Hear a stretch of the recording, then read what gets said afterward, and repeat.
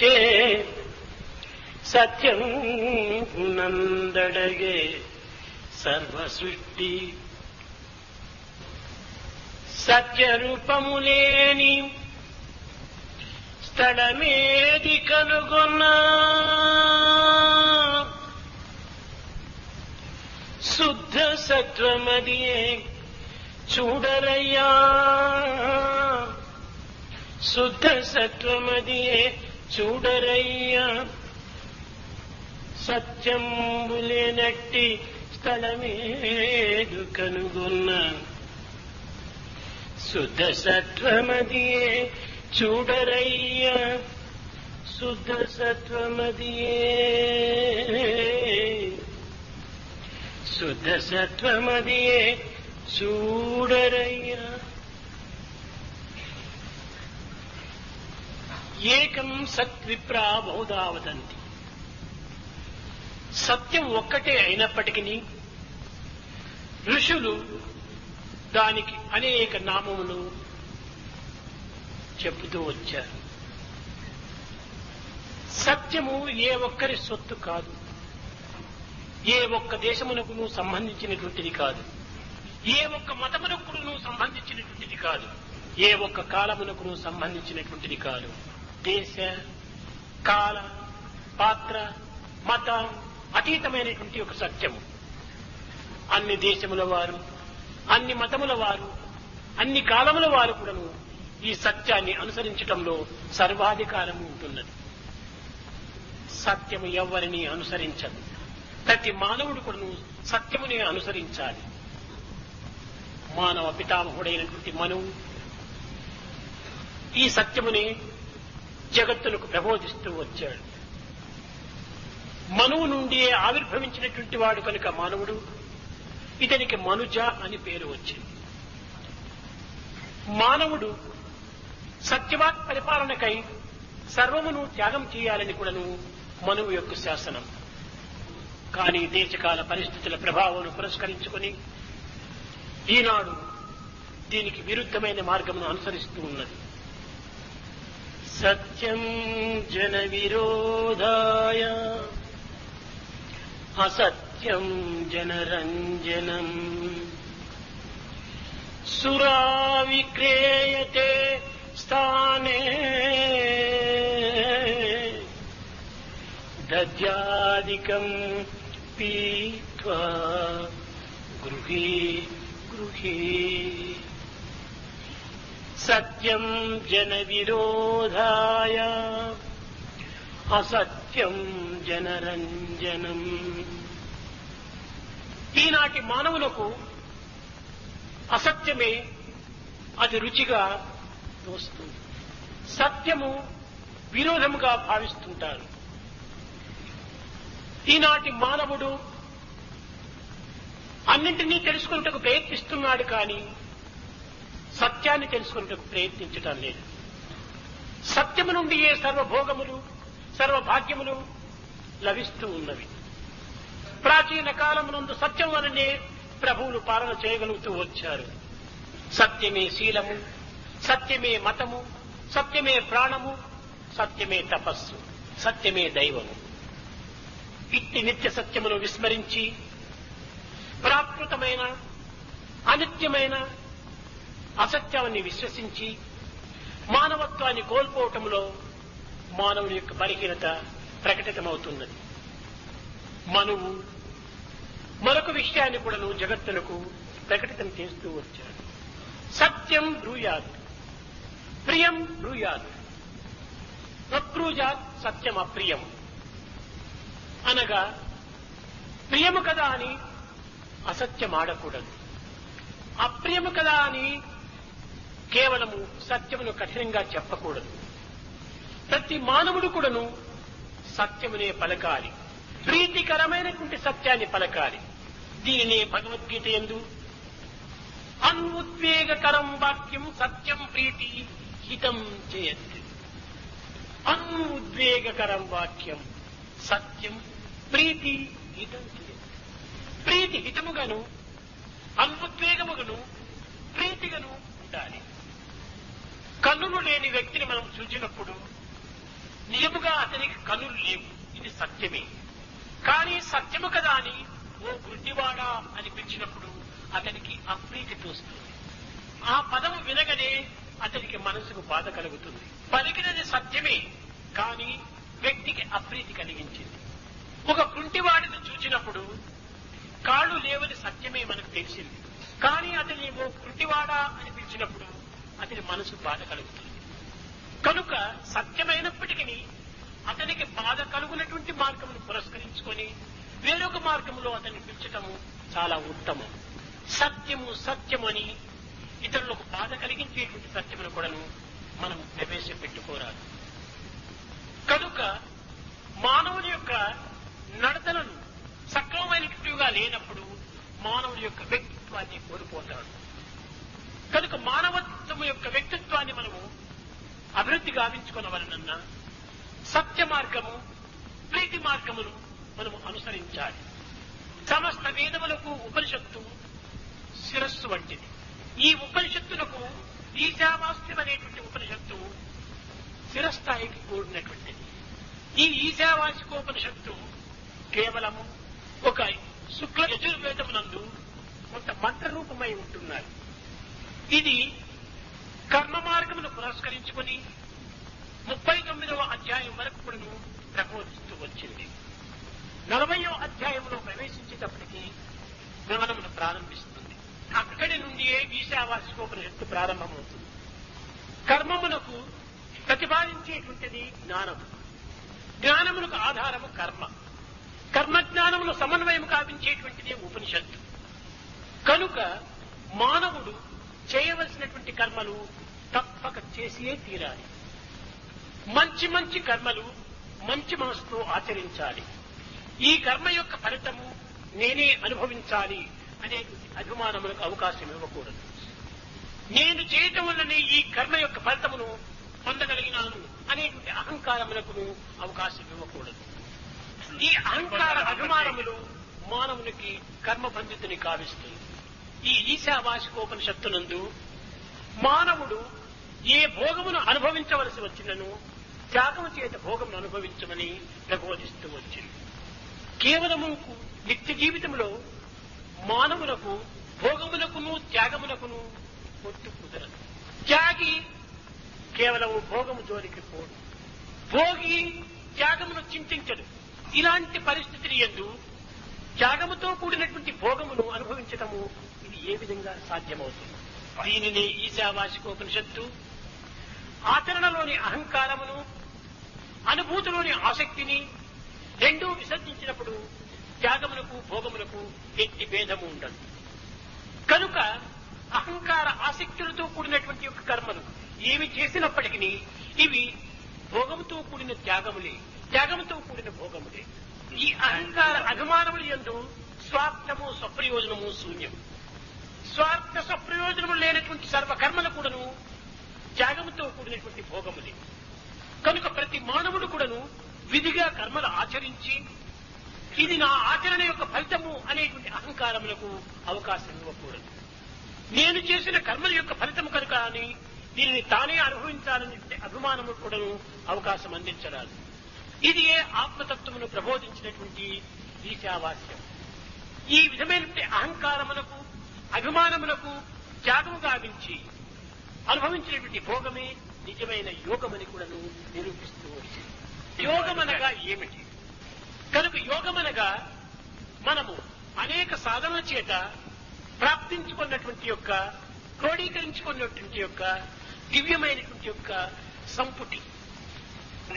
భగవద్గీత యందు యోగక్షేమం వహామ్యహం, నీ యోగక్షేమములను నేను చూసుకుంటానున్నాడు. యోగక్షేమములనగా ప్రాకృతమైనటువంటి యొక్క దృష్టిలో మనం విచారణ చేసినప్పుడు మన క్షేమ సమాచారములు, మన ఇల్లు వాకిలి ఆలు బిడ్డల యొక్క పరిస్థితులను ప్రశ్నించుకోవటం అనుకుంటున్నాం. ఈ ప్రాకృతమైన విచారణకు యోగం అనేటువంటి యొక్క పేరు సార్థకం కాదు. మానవుడై పుట్టి మానవాతీతమైనటువంటి దివ్యత్వాన్ని అనేక సాధన చేత సాధించి దానిని పొందినటువంటి యొక్క పవిత్రమైనటువంటి స్థితికి యోగము అని పేరు. అనగా అప్రాప్తమైనటువంటి యొక్క దివ్యత్వాన్ని ప్రాప్తించుకునటమే యోగము. ఇది అగోచరమైనటువంటి యొక్క దివ్యమైనటువంటి తత్వాన్ని గోచరింప చేసుకోవటమే యోగం. కేవలము ఒక విధమైనటువంటి దివ్యత్వంతో కూడి కంటికి కనిపించక, చెవులకు వినిపించక, మనసుకు అనిపించక, హృదయాన్ని కరిగించక దివ్యమైనటువంటి స్థాయిలో ఉండినటువంటి యొక్క తత్వాన్ని అనుభూతికి తెప్పించుకోవటమే యోగం. అవ్యక్తమై గూఢముగా ఉన్నటువంటి యొక్క దివ్య తత్వాన్ని వ్యక్తీకరింప చేసుకోవటమే యోగం. అట్టి సర్వసాధనం చేత సాధించినటువంటి యొక్క దివ్యమైన యోగాన్ని రక్షించుకోవటమే క్షేమం. కనుక యోగక్షేమం అనగా మానవాతీతమైనటువంటి యొక్క దివ్యత్వాన్ని సంపాదించుకోవటము, ఆ సంపాదించుకున్నటువంటి యొక్క దివ్యత్వాన్ని కాపాడుకోవటమే యోగక్షేమముల యొక్క అంతరార్థము. ఈ యోగక్షేమములతో కూడినటువంటి యొక్క దివ్యత్వానికే త్యాగముతో కూడినటువంటి భోగమని కూడా చెప్పవచ్చు. కనుక త్యాగముతో కూడినటువంటి యోగము మానవత్వానికి అత్యంత అవసరం. ఇట్టి త్యాగములకు పూనుకున్నటువంటి మానవత్వములోనే దివ్యత్వమైనటువంటి వ్యక్తిత్వము ఆవిర్భవిస్తుంది. కాని మానవుడు ఉపనిషత్ వాక్యములను కేవలము తృణీకరించక దివ్యమైనటువంటి యొక్క భావం చేత దానిని క్రోడీకరింప చేసుకుని దాని నిత్యాచరణలో ఉంచుకోవటము తగినటువంటి కృషి చేయాలి. మానవుడు కేవలము శారీర మనస్సు ఆధ్యాత్మిక తత్వముతోనే మాత్రమే కూడినటువంటి వాడు కాదు. ఇతనికి అతీతమైనటువంటి ప్రజ్ఞాశక్తి కూడాను ఉంటున్నది. కాన్స్టెంట్ ఇంటిగ్రేటెడ్ అవేర్నెస్, ఇది ప్రజ్ఞ అన్నారు. ఈ ప్రజ్ఞాన శక్తిని ప్రతి మానవుడు కూడాను దానిని దృష్టి ఉంచుకోవాలి. ఇది మనస్సునందును, శరీరమునందును, అంతఃకరణ యందును, అన్నింటి ఎందుకు సర్వవ్యాపకమై ఉంటుండాలి. అంతఃకరణ అనగా ఏమిటి? ఇక్కడనే మనకు త్యాగంతో కూడినటువంటి యోగం మనకు ప్రాప్తిస్తుంది. అంతఃకరణ అనగా మనస్సు, బుద్ధి, చిత్తము, అహంకారము, ఈ నాలుగింటి యొక్క సమ్మిళితమైన స్వరూపాన్ని అంతఃకరణ అంటున్నారు. ఇక్కడ మనస్సు అనగా ఏమిటి? మనస్సు అనగా నిరంతరము చింతించుకోవటమే మనస్సు. సంకల్ప వికల్పాత్మకం మనః అన్నారు. సంకల్ప వికల్పాలతో కూడి ఉంటుంటాది. ఇది ఒక వస్త్రము. ఈ వస్త్రమునకు పడుగు, పేక అనగా నిలువు, అడ్డం అనేటువంటి దారములు చేరి ఉంటున్నాయి. ఇదే సంకల్ప వికల్పాత్మకమైనటువంటిది. మనం ఒకవైపు ఉన్నటువంటి దారమును తీసివేస్తూ వస్తే పట్టనే లేదు. అదే విధముగానే ఈ సంకల్పం అనేటువంటి దారమును మనం తీసివేస్తూ వస్తే మనస్సు అనేటువంటి స్వరూపమే ఉండదు. దీనిని మననత్రాణ సమ్మిళితం అన్నారు. కనుక ఈ సంకల్పముల చేతనే మననత్రాణ శక్తిని మనలో మనం పెంచుకుంటున్నాం. కనుక ఈ మనస్సు అనేటువంటి సంకల్పంతో కూడినటువంటి స్వరూపము. చిత్తము అనగా చింతించడమే చిత్తము, తద్భావాన్ని మనం చింతించటము. బుద్ధి అనగా నిర్ణయాత్మక శక్తి. ఈ యొక్క నిత్యానిత్య విషయ పరిశీలన చేసేటువంటి యొక్క దివ్యమైనటువంటి తెలివి. అహంకారము. అహంకారం అనగా ఆకారమునే పురస్కరించుకొని నేను అని భావించుకోవటమే అహంకారం. ఆకారమే నేను అనుకోవటమే అహంకారం. అహం ఆకారం, ఇది అహంకారం. కనుకనే మనస్సు, బుద్ధి, చిత్తము, అహంకారము, ఈ నాలుగు కూడా మనస్సు యొక్క వికార స్వరూపములే. మనసే ఇన్ని రూపంలో ధరిస్తూ ఉంటుండాలి. ఒకే మనసుకి ఇన్ని పేర్లు కూడాను సంభవిస్తూ వస్తుంది. ఒకే బ్రాహ్మణుడు వంట చేస్తుంటే వంట బ్రాహ్మణుడు అంటాం. అదే బ్రాహ్మణుడు పూజ చేస్తుంటే పూజారి బ్రాహ్మణుడు అంటాం. అదే బ్రాహ్మణుడే టీచ్ చేస్తుంటే టీచర్ బ్రాహ్మణుడు అంటాం. అదే బ్రాహ్మణుడు పంచాంగం చెప్తుంటే పంచాంగ బ్రాహ్మణుడు అంటాం. కానీ బ్రాహ్మణుడు ఒక్కడే అయినప్పటికీ తన యొక్క వృత్తిని పురస్కరించుకొని అతనికి పేర్లు వేరువేరుగా వస్తుంటాయి. కనుకనే మనస్సు అనేక వృత్తులతో కూడినప్పుడు దీనికే బుద్ధి, దీనికే చిత్తము, దీనికే అహంకారము, దీనికే మనస్సు అని పేరు వస్తున్నాయి. కనుక ఇవన్నీ కూడా పర్యాయ పదములు, మనస్సు యొక్క పర్యాయ పదములే.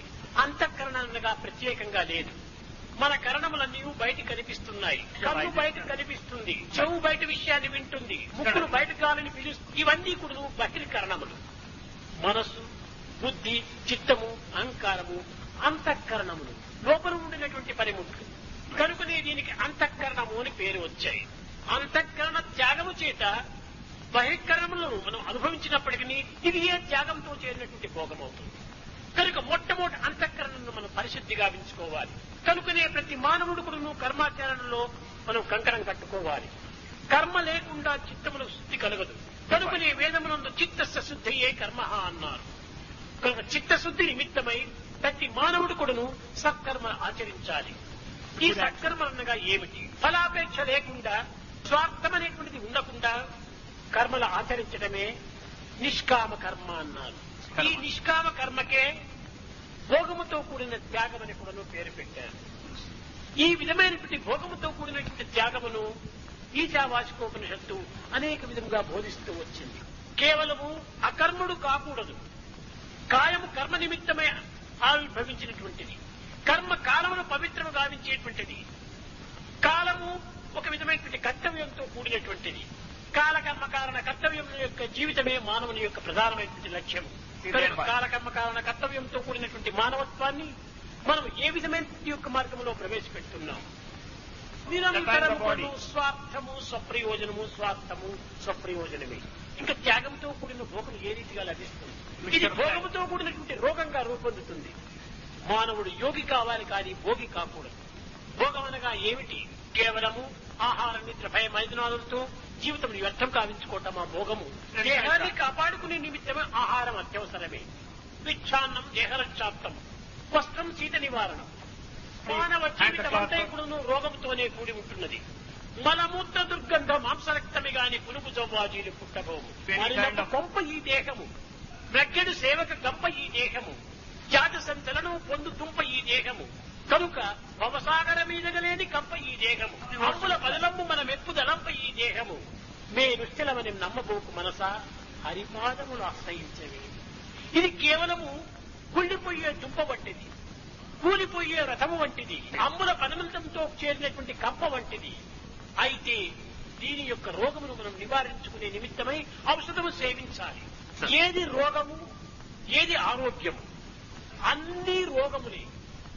ఆకలి ఒక రోగము, అన్నం ఒక ఔషధము, దాహము యొక్క రోగము, దానికి నీరు ఒక ఔషధము. ఇదే ఇవన్నీ కూడా ఒక్కొక్క రోగములకు ఒక్కొక్క ఔషధాన్ని సేవిస్తూ ఉంటున్నాం. ఆనందము కావాలని కోరేటువంటిది ఒక రోగము, ఆనందానికి కార్యాచరణ ఔషధము. ఆనందం కావాలని ఆశిస్తూ దానికి తగినటువంటి కృషిని మనం చేయకపోయినప్పుడు ఆనందం ఏ రీతిగా లభ్యమవుతుంది? ఆనందం తన స్వరూపమే అయినప్పటికీ దానిని అనుభవించడానికి మానవుని యొక్క ప్రయత్నం కూడా అత్యవసరం.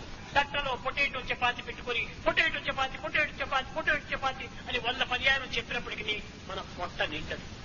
మన పొట్ట నింపుకోవాలంటే నోటికి చేతికి పని పెట్టాలి. అనగా చేతితో కర్మను ఆచరించాలి, నోటితో దివ్యమైనటువంటి నామాన్ని స్మరించాలి. ఈ రెండింటి యొక్క పరిశ్రమల ద్వారానే మనకు ఆనందం అనేటువంటిది మనం ప్రాప్తిస్తుంది. కనుక మానవునికి రోగము కానటువంటిది ఈ జగత్తులో ఒక్కటి కూడా లేదు.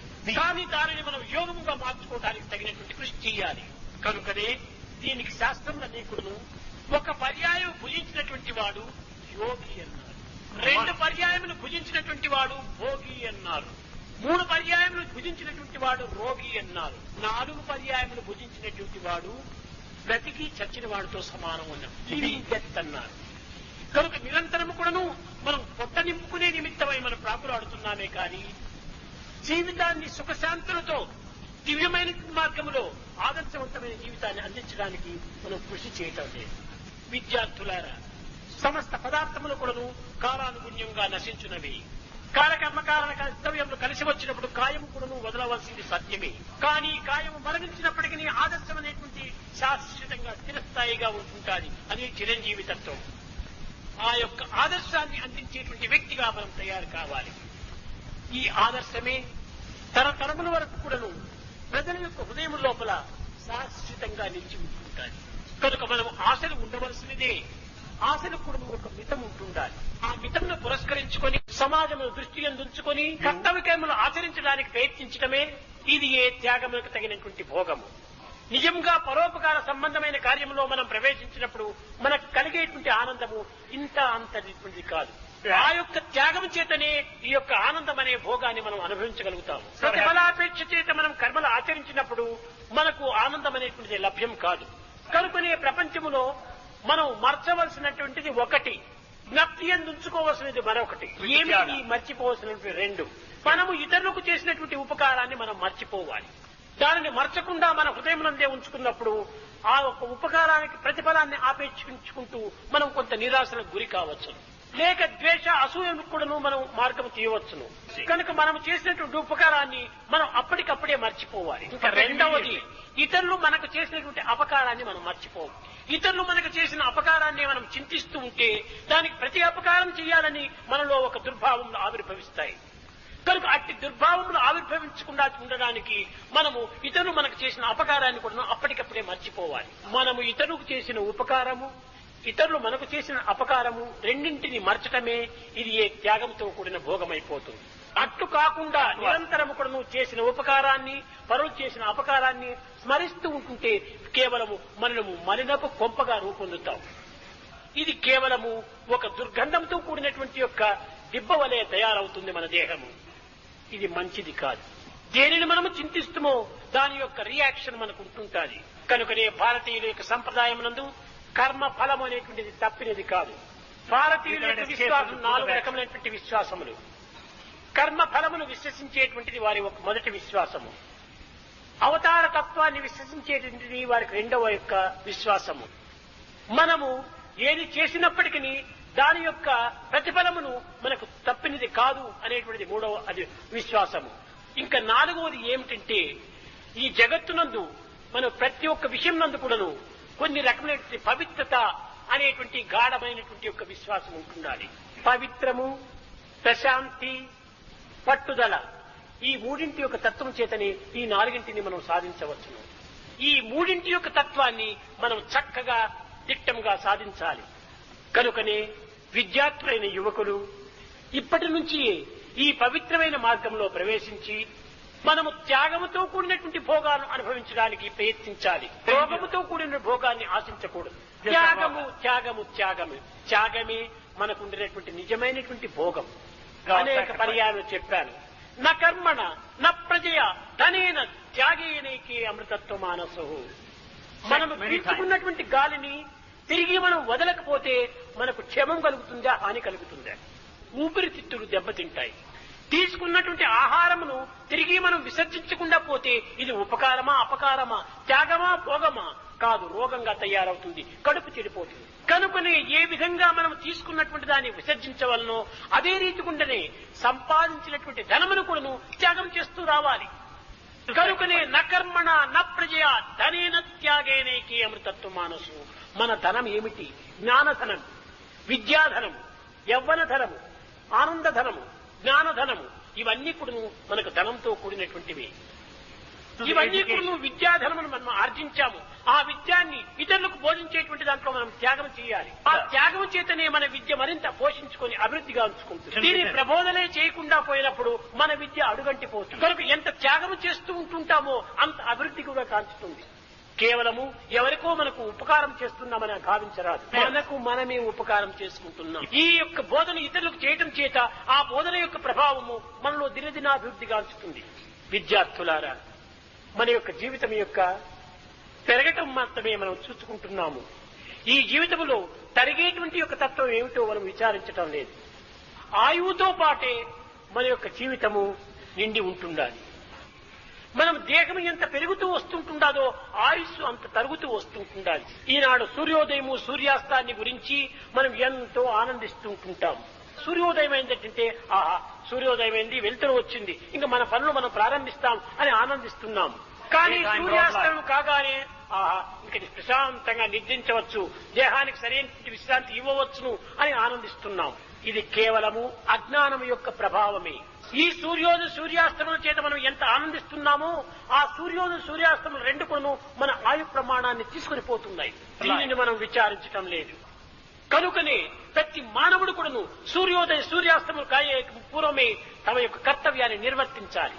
రామకృష్ణ పరమహంస కూడాను తెల్లవారి మొదలు రాత్రి వరకు కూడాను ఆ దివ్యమైనటువంటి దర్శనం నిమిత్తమై ప్రాకులాడుతూ వచ్చాడు. పడక వేసుకొని పండుకోవడానికి పూర్వం కూడాను అటు ఇటు చూచేటువంటి వాడు. అయ్యో ఈనాడు కూడాను వ్యర్థమైపోయాయని, ఈనాడు కూడాను నా కృష్ణుడు నాకు కనిపించలేదే అని చాలా విచారంతో పౌడించేటువంటి వాడు. కనుక ఈ విధమైనటువంటి ఒక్కొక్క దినము కూడాను ఒక్కొక్క క్షణంగా భావించి ఆ దివ్యమైనటువంటి యొక్క అనుభూతి కోసమై అనేక రకములుగా బాధలు పడ్డారు. పూర్వ మహర్షులందరూ కూడాను ఇలాంటి తాపత్రయమే తపస్సుగా మార్చుకొని దివ్యమైనటువంటి యొక్క ఆత్మతత్వాన్ని అనుభవిస్తూ వచ్చారు. తపస్సులుగా ఏమిటి? కేవలం తల కిందకు పెట్టి కాళ్ళు పైకి పెట్టి ఏదో ఒక విధమైనటువంటి దీక్షను పూనుకోవటం కాదు తపస్సు. త్రికరణ శుద్ధి, మనోవాక్కాయములను ఏకంగా భావించుకోవటమే తపస్సు. అది ఏ మహాత్ముల యొక్క ప్రభావం. మనస్సు ఏకం, వచస్సు ఏకం, కర్మణ్య ఏకం మహాత్మనం. మనస్సు అన్యత్, వచస్ అన్యత్, కర్మణ్ అన్యత్ దురాత్మనం అన్నారు. మనసులోది ఒకటి, మాటలోది మరొకటి, క్రియలో ఇంకొకటి ఏమాత్రం కూడా తపస్సు కానేదు. అది తమస్సుగా మారుతుంది. మానవత్వము చాలా విలువైనటువంటిది, చాలా పవిత్రమైనటువంటిది, అనుభవించదగినటువంటిది, ఆనందించదగినటువంటిది. జంతువునా నరజన్మ దుర్లభం. ఇటువంటి దుర్లభమైనటువంటి నరజన్మ మనకు ప్రాప్తించి కూడాను దీనిని అప్రాప్త రూపమైనటువంటి ప్రాప్తిలో మనం అనుభవించాలి కానీ దుష్ప్రాప్తమైనటువంటి ప్రాప్తిలో మనం వ్యర్థం చేయకూడదు. కనుక లోక సంబంధమైన విద్యలన్నీ కూడాను అభ్యసించడంలో తప్పు లేదు. కానీ దివ్యమైనటువంటి మార్గాన్ని కూడాను కొంత చిత్తం నందుంచుకొని దానిని కూడాను మనం పోషించుకోవడానికి ప్రయత్నించాలి. కనుక మనం యోగులమే కానీ భోగులం కానీ రోగులం కానీ కాదు. కనుక ప్రతి మానవుడు కూడాను యోగి, భోగి, జోగి, విరాగి, బైరాగి ఈ నాలుగింటి తత్వమునందు కూడాను దివ్యమయమైన త్యాగము మాత్రమే సమత్వమైనదిగా ఉంటుండాలి. ఆకలే లేకపోతే అన్నమును కూడా ఎవరు విలువివ్వరు. వేడే లేకపోతే ఎయిర్ కండిషన్ కూడా ఎవరు కొనుక్కోరు. కనుకనే దీనిని పురస్కరించుకునే నసుఖార్ లభ్యతే సుఖం. సుఖము చేత మనకు సుఖము లభించదు. కష్టముల చేత, దుఃఖముల చేతనే మనకు నిజమైన సుఖం ప్రాప్తి. 24 గంటలు కూడా ఎయిర్ కండిషన్ రూమ్ లో కూర్చుంటే ఎయిర్ కండిషన్ విలువ కూడా ఎవరికి తెలియదు. 2 గంటలు ఎండలో చుట్టి తిరిగి ఎయిర్ కండిషన్ లో ప్రవేశించినప్పుడు అప్పుడు దాని యొక్క విలువ మనకు అర్థమవుతుంది.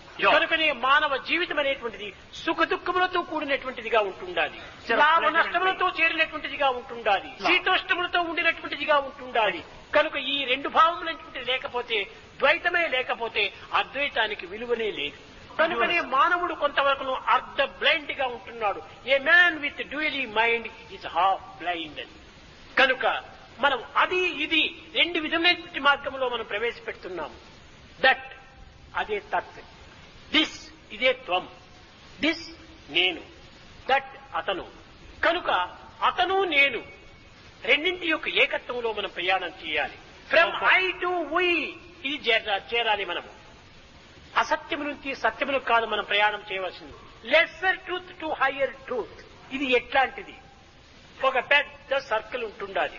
అదే పూర్ణమద పూర్ణమిదం పూర్ణాత్ పూర్ణముచ్యతే పూర్ణస్య పూర్ణమాదాయ పూర్ణమేవావశిష్యతే.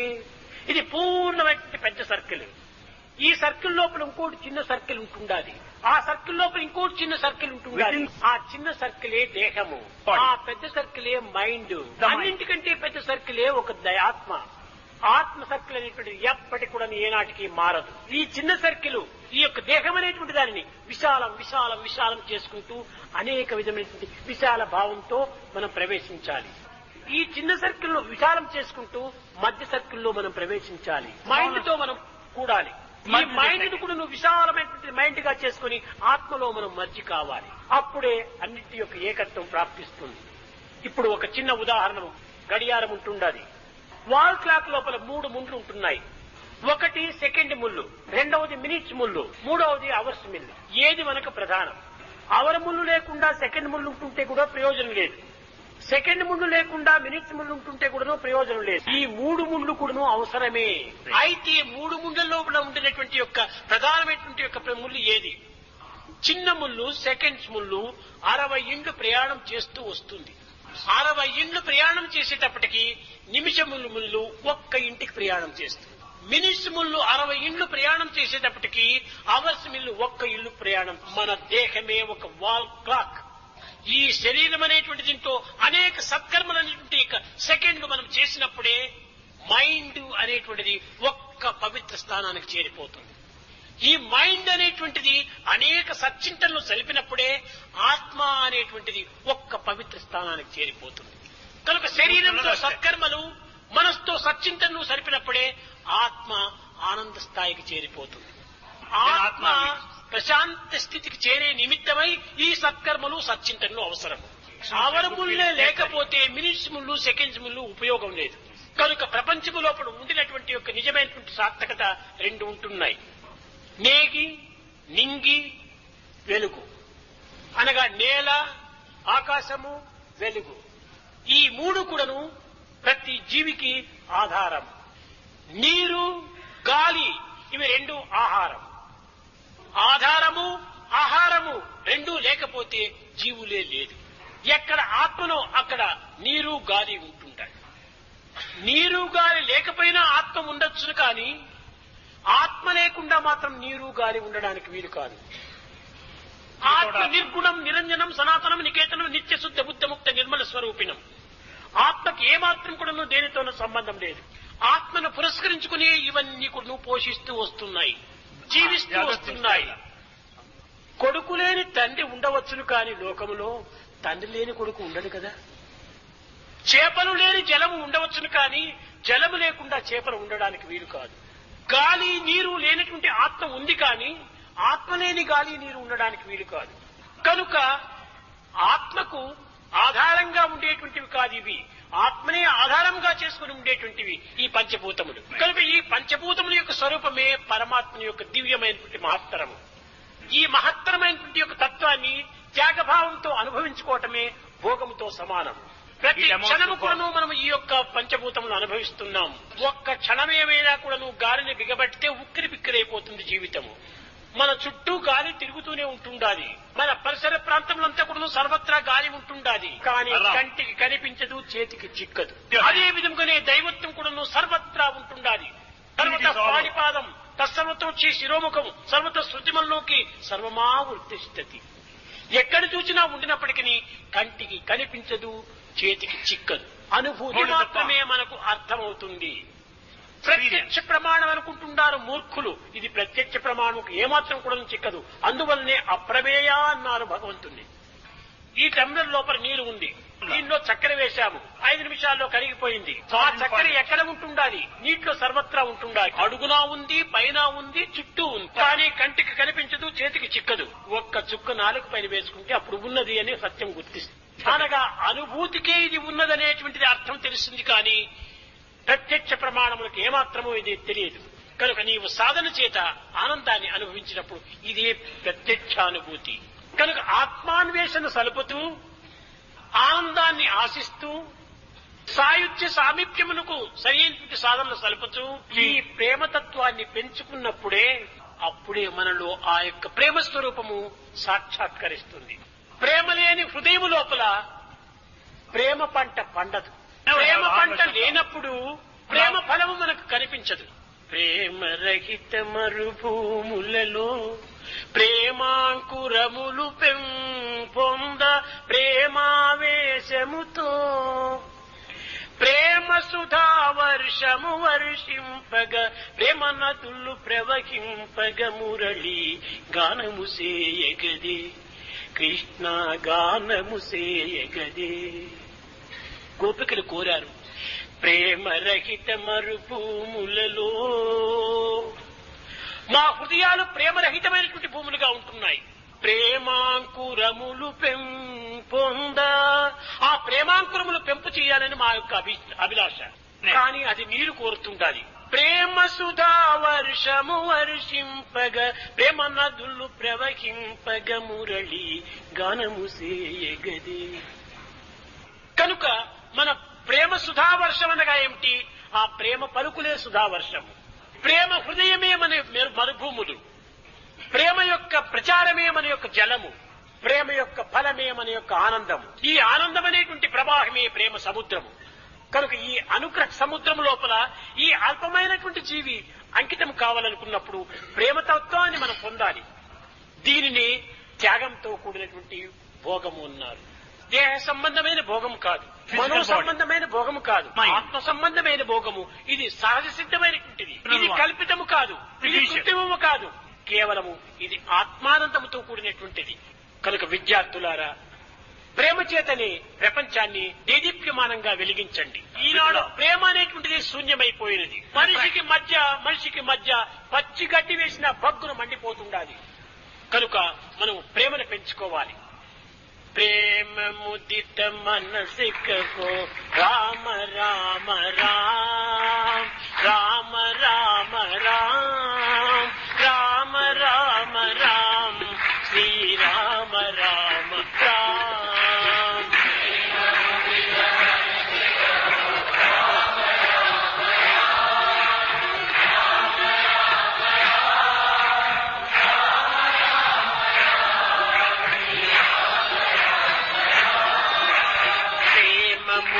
मनसिको राम राम राम राम राम राम राम राम राम श्री राम राम राम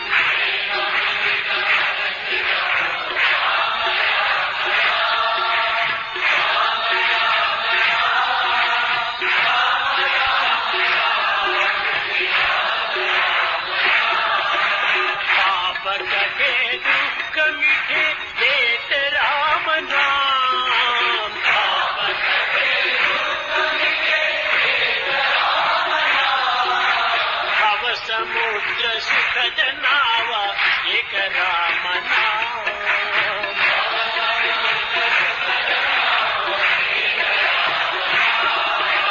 परम शांति सुख निदान दिव्य राम नाम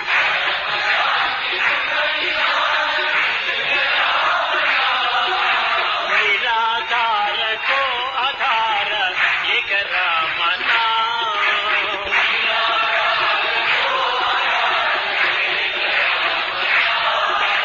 माता पिता बंधु सखा सब ही राम नाम